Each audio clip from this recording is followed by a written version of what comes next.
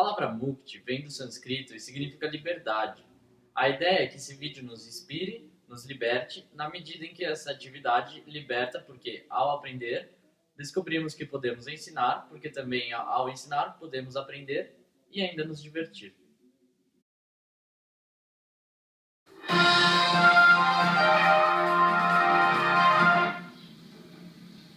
Boa noite.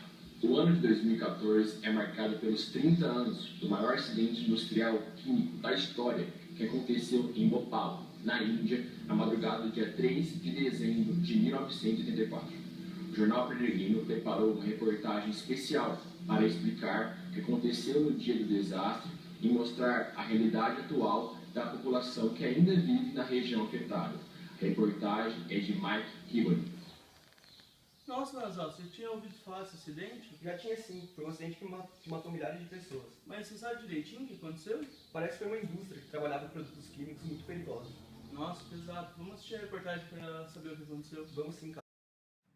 Em 1970, a indústria Union Carbide Corporation se instalou em Bhopal, Índia, através de um programa do governo indiano que favorecia e incentivava a vinda de multinacionais para o país.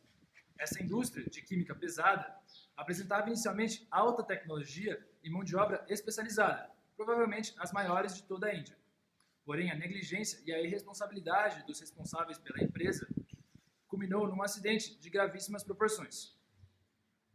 Após laudos técnicos sobre o acidente, diagnosticaram erros gravíssimos tomados. Esses erros serão melhores elucidados pelo especialista em segurança do trabalho, Wagner Vilaron. Wagner, quem são os responsáveis pelos laudos técnicos?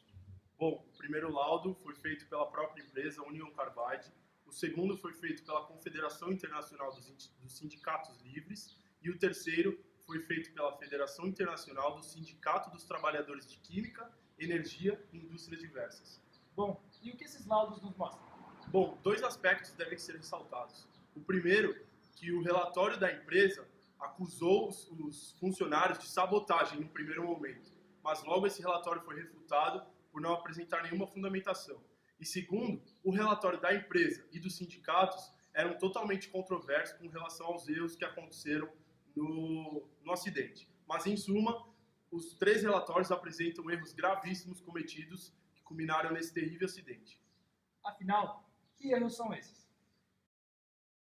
Em um processo de manutenção para a retirada do trimmer, um resíduo plástico formado a partir da reação da água com o mic, houve um entupimento inesperado de uma das tubulações, fazendo com que a água de lavagem fluísse para um dos principais sistemas de tubos que passavam pela fábrica. Havia um procedimento de segurança para isolar seções de tubulações em processo de limpeza.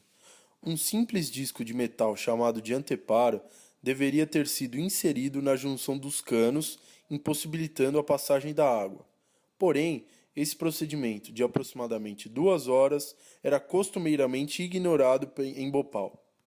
A água, então, percorreu toda a tubulação e conseguiu chegar ao local dos tanques de mic. Neste momento, os tanques deveriam estar pressurizados com gás nitrogênio, inerte. Esse gás teria papel de impossibilitar a entrada de qualquer contaminante nos tanques. Porém, um defeito na válvula que controlava esse gás fez com que o gás escapasse e não cumprisse a sua função. Com a contaminação dos tanques pela água, a reação exotérmica entre a água e o mic começou. Com isso, houve o superaquecimento do tanque, e nesse momento, o sistema de resfriamento, que tinha como papel diminuir a velocidade da reação, encontrava-se desligado. Uma outra medida a ser tomada no momento era a utilização do tanque sobressalente de mic, que ficava sempre vazio para poder servir de socorro em casos de vazamento. Mas a transferência de um tanque para o outro exigia a abertura manual das válvulas, que não pôde ser executada devido à gravidade da situação. O gás, então, começou a escapar. Neste momento, entraria em ação mais duas medidas de segurança, o tocheiro e o depurador de gás. O tocheiro, que permitia a queima dos gases tóxicos a uma altura segura, por um lado, apresentava uma tubulação corroída e estava em manutenção. Por outro, o depurador de gás, que teria o papel de neutralizar a toxicidade do gás em caso de escape, estava em stand-by. Neste exato momento, o tanque estava prestes a explodir, mas ele aguentou. Ao invés disso, a válvula de alívio de pressão explodiu e o gás estava a caminho da atmosfera. Ele viajou pela estrutura principal da fábrica e, através do já inútil depurador de gás, escapou. A nuvem tóxica, formada a partir do gás, foi levada pelos ventos para as favelas próximas à indústria, contaminando assim a população ao seu redor. A inalação do gás tóxico, MIC, culminou na morte direta de mais de 3.000 pessoas e indiretamente em mais de 20.000. Nota-se, até hoje, as consequências e as cicatrizes dessa terrível tragédia, tornando muito difícil conviver com o medo e as lembranças desse dia inesquecível. Afinal, para a cidade de Bhopal, o acidente nunca acabou. Ei, Nazal, tô ocupado, cara. Tá dando uma estudada, mas pode falar, Gordão. Lembra a reportagem que a gente viu sobre o acidente de Bhopal ontem? Eu andei dando uma pesquisada sobre o assunto e vi que alguns funcionários foram mandados para a matriz da empresa nos Estados Unidos para receber treinamento. Ou seja, a falha foi deles. Eles tinham treinamento, mas não fizeram o que eles tinham que fazer. Era só fazer o que eles aprenderam e pronto, não ia ter acidente. Então, mas eu andei dando uma pesquisada também. 80% dos funcionários que foram fazer o treinamento lá fora não estavam presentes no dia do acidente. Com certeza a falha foi da empresa, já que os funcionários não estavam preparados para lidar com esse tipo de situação de urgência.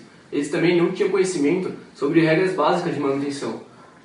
A falha com certeza foi humana, mas o acidente poderia ter sido evitado em diversas oportunidades, caso esses funcionários tivessem tido um melhor treinamento. Bom, pensando assim é verdade. Se a empresa tivesse dado treinamento, eles não teriam feito isso, né? Pensando assim, dá pra ver a importância do treinamento e a importância de seguir os protocolos de segurança, porque sempre, em todos os casos, os maiores lesados vão ser os funcionários. É verdade.